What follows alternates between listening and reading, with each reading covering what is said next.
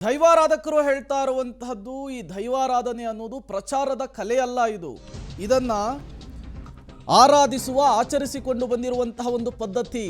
ದೈವಗಳ ಆರಾಧನೆ ನಮ್ಮ ನಂಬಿಕೆ ಶ್ರದ್ಧೆಯ ವಿಚಾರ. ದೈವಗಳನ್ನ ಅಣಕ ವಿಡಂಬನೆ ಮಾಡಬಾರ್ದು ಅಂತ ಹೇಳ್ತಿದ್ದಾರೆ ಜಾನಪದ ವಿದ್ವಾಂಸ ಬನ್ನಂಜೆ ಬಾಬು ಅಮೀನ್ ಅವರು ಕಿವಿ ಮಾತನ್ನ ಹೇಳಿರುವಂತಹದ್ದು. ಕಾಂತಾರ ತುಳುನಾಡಿನ ಸಂಸ್ಕೃತಿಯನ್ನ ಎತ್ತರಕ್ಕೇರಿಸಿದಂತಹ ಚಿತ್ರ. ತುಳುನಾಡಿನ ದೈವಶಕ್ತಿ ಆಚರಣೆಯನ್ನ ಪ್ರಪಂಚಕ್ಕೆ ತಲುಪಿಸಿದಂತಹ ಚಿತ್ರ. ಚಲನಚಿತ್ರದಲ್ಲಿ ದೈವಾರಾಧನೆಯನ್ನು ಪ್ರದರ್ಶಿಸಲು ನಮ್ಮ ತಕರಾರಿಲ್ಲ. ಸಿನಿಮಾದಲ್ಲಿ ಯಾವುದೂ ಕೂಡ ಅತಿಯಾಗಿ ಪ್ರದರ್ಶನ ಆಗಬಾರ್ದು ಅಂಥೇಳಿ ಜಾನಪದ ವಿದ್ವಾಂಸರು ಹೇಳಿದ್ದಾರೆ. ಚಿತ್ರಗಳಲ್ಲಿ ವೇದಿಕೆಗಳಲ್ಲಿ ಕರಾವಳಿಯ ದೈವಾರಾಧನೆಯನ್ನು ಪ್ರದರ್ಶಿಸುವ ಬಗ್ಗೆ ಸಾಕಷ್ಟು ಪರ ವಿರೋಧ ಚರ್ಚೆಗಳು ಆಗ್ತಾ ಇದೆ. ನಮ್ಮ ಜೊತೆ ಮಾತನಾಡಲಿಕ್ಕೆ ತುಳು ಜನಪದ ವಿದ್ವಾಂಸರು ಮತ್ತು ದೈವಾರಾಧನೆಯ ಬಗ್ಗೆ ಬಹಳ ಅರಿತವರು ಬನ್ನಂಜೆ ಬಾಬು ಅಮೀನ್ ಅವರಿದ್ದಾರೆ. ಸರಿ, ಕಾಂತಾರ ಚಿತ್ರ ಬಂದ ನಂತರ ಅಂತೂ ಈ ವಿಶ್ವ ಮಟ್ಟದಲ್ಲಿ ಚರ್ಚೆ ಆಗ್ತಾ ಇರುವಂಥದ್ದು ಕರಾವಳಿಯ ದೈವಾರಾಧನೆ. ಅಭಿಪ್ರಾಯಗಳು ಅದನ್ನು ಸ್ಟೇಜ್ಗೆ ತರಬಾರ್ದು, ಚಿತ್ರಕ್ಕೆ ತರಬಾರ್ದು, ಅದು ಕೇವಲ ಒಂದು ನಂಬಿಕೆ ವಸ್ತುವಾಗಿ ವಿಚಾರವಾಗಿ ಮಾತ್ರ ಇರಬೇಕು ಅಂತ ನೀವೇನು ಹೇಳ್ತೀರಿ ಅಂತ? ನೋಡಿ, ಒಬ್ಬ ವ್ಯಕ್ತಿ ಊಟ ಮಾಡುವಾಗ ಇರಲಿ ಅಥವಾ ಬೇರೆ ಯಾವುದೇ ವ್ಯವಸ್ಥೆಯಲ್ಲಿ ಇರಲಿ, ಅವನಿಗೆ ಅತಿರೇಕ ಆದರೆ ಅದು ಕಾರ್ಲಿಕ್ಕೆ ಬರ್ತದೆ.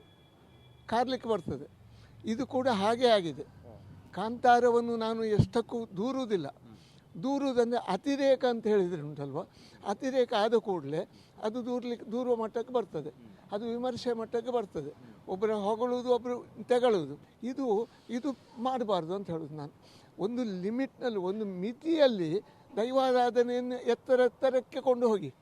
ಯಾವುದು ಪ್ರದರ್ಶನ ಕಲೆ, ಇದು ಪ್ರದರ್ಶನ ಕಲೆ, ಅದು ನಾಟಕ ಇರಲಿ ಮತ್ತೊಂದು ಇರಲಿ.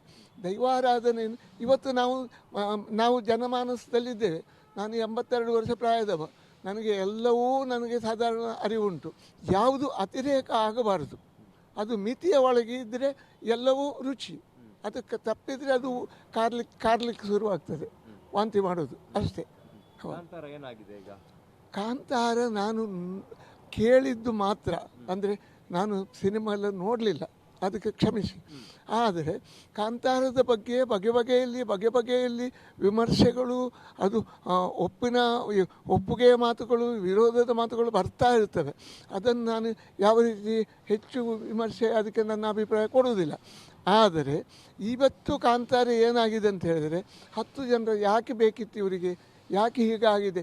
ಯಾಕೆಂತ ಹೇಳಿದರೆ, ನಾವು ಕಾಸರಗೋಡಿನಿಂದ ಅತ್ಲಗೂ ತುಳು ಭಾಷೆಯನ್ನು ಯಾರೆಲ್ಲ ಆಡ್ತಾರೆ ಆ ಕಡೆಯಿಂದ, ಕೇರಳದ ಒಂದು ಅರ್ಧ ಭಾಗದಿಂದ ಉತ್ತರ ಕಲ್ಯಾಣಪುರ ಹೊಳೆ ದಾಟಿ ಕೂಡ ಯಾರು ತುಳುವರು ಇದ್ದಾರೆ, ಅಲ್ಲಿ ಈ ಭಾಷೆ ಅಂತ ಹೇಳುವುದು ಹಾಸು ಹೊಕ್ಕಾಗಿದೆ.